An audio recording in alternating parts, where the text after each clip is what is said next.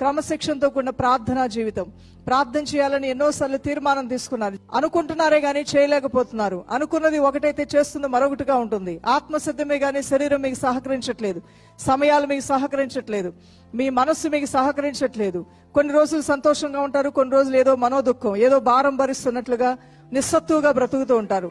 నువ్వు అనుకుంటావు కొద్ది రోజులు నేను చాలా క్రమశిక్షణగా ఉన్నాను, మంచిగా అన్ని విషయాల్లో పాల్గొన్నాను, నేను బాగా నిలబడ్డానని. చాలా సార్లు నీ మనసు నేను నమ్మలేకపోతుంటావు.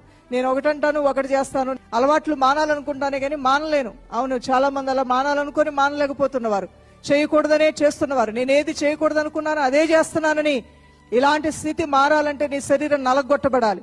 నీ శరీరం ఎప్పుడైతే నలగొట్టబడుతుందో క్రమశిక్షణ ఆటోమేటిక్ గా వస్తుంది. నీకు తెలుసా, నీవు కలిగి ఉన్న క్రమశిక్షణ నిన్ను చాలా గొప్పగా తీర్చిదిద్దుతుంది. నీవు కలిగి ఉన్న క్రమశిక్షణ నీకు ధైర్యాన్ని ఇస్తుంది. ఇది మొదలుకొని మీలో ప్రతి ఒక్కరూ మీరు ఏది చేయాలనుకుంటారో అది కరెక్ట్ టయానికి చేసే కృప